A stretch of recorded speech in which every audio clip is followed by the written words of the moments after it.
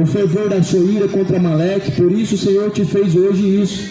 O Senhor entregará também Israel contigo na mão dos filisteus. E amanhã e teus filhos estareis comigo. O arraial de Israel o Senhor entregará nas mãos dos filisteus. Então a Bíblia diz que Saul foi entregado na mão dos filisteus. E Davi encontrou Saul atravessado na sua própria espada. A Bíblia diz que Davi encontrou Saul com a espada atravessada no seu peito. A própria espada que Saul derramou muito sangue, com ela mesmo ele se matou. Depois de Saul ter consultado o diabo, ter consultado a feiticeira, para consultar os mortos, o diabo enganou ele. E o espírito de suicídio entrou no coração de Saul. E ele caiu na sua própria espada, ele se atirou na sua própria espada e se matou. Você vê, amado, que tem punição. Saul teve punição. Saul consultou o espírito de mortos e de adivinhadores. Saul consultou o diabo. Saul, ele consultou os espíritos adivinhadores. Ele foi enganado pelo próprio diabo. E a Bíblia diz que ele foi punido. Na própria espada que Saul derramou sangue, ele se matou a si mesmo. Toma cuidado, feiticeiro. O diabo ele vai te matar. Toma cuidado, macumbeiro. O diabo ele vai te levar para o inferno. O diabo vai te matar também. Assim como ele enganou Saul e matou a Saul na sua própria espada, esse mesmo Exu, essa mesma pombagira vai te levar para as profundezas do inferno, vai te matar também, vai preparar para você uma cilada. A palavra de Deus diz que há punição. Lá em 1 Coríntios diz no capítulo 6, versículo 9, adiante, até o 11. Os feiticeiros não herdarão o reino dos céus. Lá em Apocalipse 22, versículo 15 também diz: os feiticeiros não terão parte com Deus, não herdarão o reino dos céus. A Bíblia te adverte, porque só há um Senhor, há só um Deus, há só um que é digno de adoração, de veneração, de honra, de glória. Você que acende vela para os mortos, você é feiticeiro também. Você que leva rosa ungida para casa, você é feiticeiro também. Você que passa no Vale do Sal Grosso, você é feiticeiro também. Você que fica fazendo mandingas, supersticiosos, são feiticeiros também. As superstições são feitiçarias mais leves. As superstições, elas são feitiçarias mais levianas. E colocam ferraduras de cavalo atrás da porta. E colocam sal grosso espalhado pela casa, acendem vela para os mortos, é arruda e etc. São superstições. A feitiçaria te levará ao inferno. A feitiçaria não é permitida por Deus. A Bíblia diz que os feiticeiros não herdarão o reino dos céus. Não se converta dessa feitiçaria. Se converta ao tratamento da tua feitiçaria, meu amigo. Perder como foi em direção aos discípulos, ela correu. Participe você também da programação de cultos da Igreja Evangélica Assembleia de Deus, Ministério de Anápolis, Rua S30, quadra 65, lote 13, bairro São Carlos. Terça-feira, culto de ensino da palavra de Deus. Quinta-feira, culto da vitória, às terças-feiras, a partir das 19 em RCS, a partir das 19 enfrentarei sem medo, então terei vitória, verei a glória ao meu Jesus que vive está, porque ele vive, posso crer no amanhã, porque ele vive, temor não há, mas eu bem sei, que a minha vida está nas mãos do meu Jesus que vive está. A palavra de Deus, ela está aqui escrito em Apocalipse 22, versículo de número 15: ficarão de fora os cães, os feiticeiros, os que se prostituem, os homicidas, os idólatras, qualquer que ama e comete a mentira. Aí eu pergunto a você: se Deus falou que o feiticeiro não tem parte com Deus, ele vai ser encontrado no céu? Eu faço a pergunta para você: Chico Xavier está no céu, Allan Kardec está no céu. Jesus falou: os feiticeiros não herdarão o reino dos céus. Se Deus falou, está falado. Chico Xavier está no inferno, Allan Kardec está no inferno. Foram feiticeiros, levaram multidões à idolatria, feitiçaria, adoração ao diabo. Os feiticeiros não herdarão o reino dos céus. Tira dentro da sua casa a feitiçaria enquanto há tempo. Enquanto ainda há tempo, tira de dentro da sua casa. Para de acender vela para os mortos, isso é feitiçaria. Para de fazer oração contrária, oração de vingança, é feitiçaria. Se arrependa enquanto há tempo, para de fazer feitiçaria, praticar feitiçaria. Saul pereceu na sua própria espada, está no inferno. Está no inferno, foi ungido por Deus. Só que hoje também usa essa palavra muito para poder defender os seus mercenários e falsos profetas. Não toqueis no ungido do Senhor. Não toque no ungido do Senhor, não pode. É o Dodózinho, não pode tocar no ungido do Senhor. Sabe qual é o sentido? De não matar Saul. Davi teve a oportunidade de matar Saul, mas ele falou: não toqueis no ungido do Senhor. Ele falou no sentido de não matar Saul. Mas Saul foi advertido. Saul foi advertido a se arrepender. Foi pregado para Saul para se arrepender. O que é tocar no ungido do Senhor? É repreender, exortar ele, corrigir ele. Isso não é tocar no ungido do Senhor, é tentar tirar a vida dele. Só que o próprio Deus permitiu que o espírito de suicídio tomasse a vida de Saul, e ele mesmo tirou sua própria vida e está no inferno. Os feiticeiros não herdarão o reino de Deus. Apocalipse 22, versículo 15. Os feiticeiros queimarão no inferno. A palavra do Senhor, ela nos garante, meu irmão, que Jesus Cristo ele veio para tirar o pecado. Eis o Cordeiro de Deus que tira o pecado do mundo. Mas se você morrer, meu irmão, no pecado, a condenação é certa. O inferno é uma eternidade de qual você nunca vai escapar. A Bíblia diz que Jesus é o Cordeiro de Deus que veio tirar o pecado do mundo. Quando Jesus ressuscitou dentre os mortos, ele levou o pecado de muitos, não todos. Ele levou de muitos. Significa que o seu pecado agora, você precisa deixar aos pés de Cristo. Significa que os seus pecados, você precisa se arrepender deles. Significa que os seus pecados, você precisa renunciar a eles. Jesus levou o pecado de muitos. A Bíblia fala que quando Jesus ressuscitou dentre os mortos, muitos dos que estavam em sepulcros ressuscitaram também, junto com Jesus Cristo.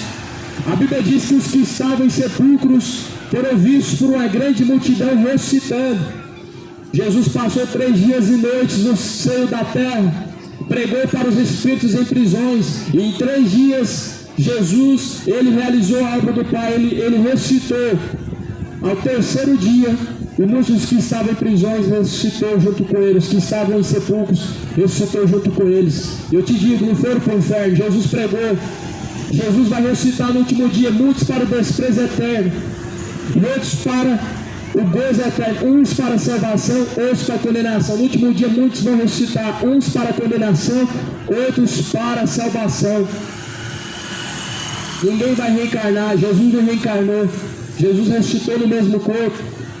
O seu corpo foi transformado em um corpo de glória. O mesmo corpo, as mãos dele estão furadas ainda. As marcas da cruz ainda estão no corpo dele. Tomé viu as marcas da cruz. Tomé, ele apalpou a mão furada de Jesus. Tomé, ele teve que ver e apalpar para crer. O corpo de Jesus foi transformado em um corpo incorruptível, um corpo que não tem mais morte. E a Bíblia diz que assim também será quando nós ressuscitarmos junto com Cristo. Seremos transformados em um novo corpo, um corpo de glória. Nós não vamos reencarnar. Você não está vivendo a reencarnação de outra vida. Chico Xavier nunca reencarnou nenhuma vez. Aquele mentiroso te enganou, dizendo que reencarnou 5 vezes. Mas Jesus, ele provou que não é possível. Jesus, ele é o primogênito, o primeiro dentre os mortos, porque ele foi o primeiro a ressuscitar. E ele deixou isso para o nosso exemplo, que nós também vamos ressuscitar, porém uns para o descanso e outros para o desprezo eterno. Por isso, buscar o Senhor enquanto você pode achar, invoque a Deus enquanto ele está perto. Invoque a Deus em arrependimento pelos seus pecados. Invoque a Deus em arrependimento pelas suas iniquidades. Peça a misericórdia de Deus pelos seus pecados para que sejam apagados.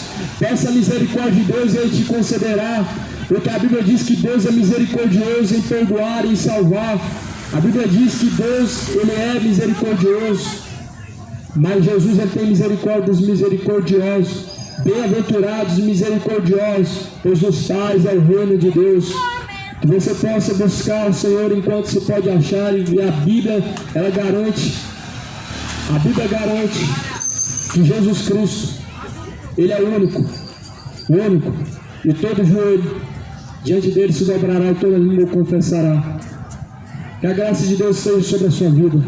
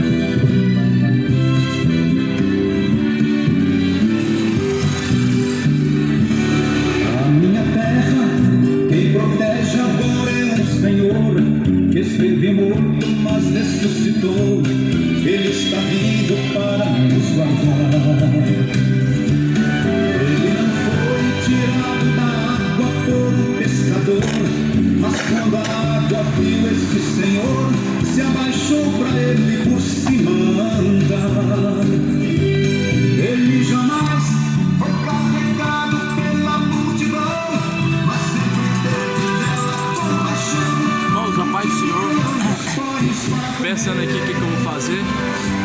Vou finalizar o vídeo. Vou continuar pregando aqui, mas vou finalizar o vídeo. Meus irmãos, eu não estou filmando as pregações que eu estou fazendo aí nas feiras, na feira, na rua. Eu estou filmando o vídeo que eu estou fazendo mais porque o celular está muito ruim para filmar agora. Não está dando para filmar tudo, mas Deus abençoe, irmãos. É isso aí, a palavra está sendo pregada, né? Estou aqui na feira do bairro da Vitória. Muitas pessoas passaram por aqui. Os feiticeiros ficaram revoltados aqui. Passou aqui para tentar zombar, para tentar de alguma forma desmerecer a pregação, né? Passaram aqui, alguns ficaram ali meio que no tom de sarcasmo, né? De zombaria, mas ouviram. Esse é o Evangelho de Cristo, irmão. Eu usei aqui um exemplo, né, de Saul, porque fala muito bem claro sobre feitiçaria. E faz contexto também, né, com as cartas, né? As cartas que falam sobre os feiticeiros não herdaram o reino do céu, né? Aí a gente usa o exemplo da Bíblia do tempo passado porque ele faz contexto com o Novo Testamento também. Tem gente que é tão ignorante, irmão. Tava pregando esses dias num terminal. Na verdade, um ônibus. Desci no terminal com a Bíblia. Uma senhora perguntou pra mim se eu tava pregando, né? Nos ônibus. Eu falei que sim. Aí ela já veio como fariseu. Os fariseus, vocês lembram como que eles interrogavam Jesus? Tentando procurar contra Jesus alguma coisa. Eles interrogavam Jesus até estreitar ele e arrumar contra ele alguma coisa. Ela fez igualzinho comigo. Você congrega onde? Congrego na rua, praça, etc. Mas tem que congregar. Eu congrego. A senhora sabe o que congregar é? Vou postar com os irmãos ver depois, enfim. Aí depois ela começou a abrir a boca falando que eu não congregava, que eu tinha que dar dízimo. Aí falei pra ela sobre o dízimo, né? Deuteronômio 14, falei pra ela ler a Bíblia dela, não quis abrir, ela não quis abrir. Aí ela começou a aprontar barraco lá, ela começou a erguer a voz dela lá no terminal, tipo pra me envergonhar. A minha pregação não tem credibilidade, quando eu pregasse, ela tava fazendo escândalo. Aí eu falei pra ela, abre em Deuteronômio 14, ela disse assim, não, é Antigo Testamento. Só que aí quando ela veio justificar o dízimo, ela usou Malaquias 3:10. Quer dizer que ela pode usar o Antigo Testamento para poder defender o dízimo, e eu não posso usar o Antigo Testamento para poder, no caso, como é que fala? Contradizer, desfazer essa doutrina que ela crê. Eu não posso, ela pode. Então ela falou que eu não posso usar o Antigo Testamento. Irmãos, se o Novo Testamento faz contexto com o Antigo Testamento, é claro que eu posso usar, irmãos. No Antigo Testamento e no Novo Testamento faz contexto com o que está escrito. Se você abre em Deuteronômio 14, está falando que o dízimo é hortelã, é a semente do campo, é os alimentos. E você abre em Mateus 23, que é Novo Testamento, também está falando que é as hortaliças, é a semente, é a erva do campo, né? Mas para eles não serve, você pode usar milhões de versículos. Eu só não fui mais adiante com ela, porque ela não quis me ouvir, ela levantou ali a voz, começou a... É muito rebelde, muito religioso, os religiosos são muito rebeldes. Começou a querer me envergonhar ali e o povo começou a ver.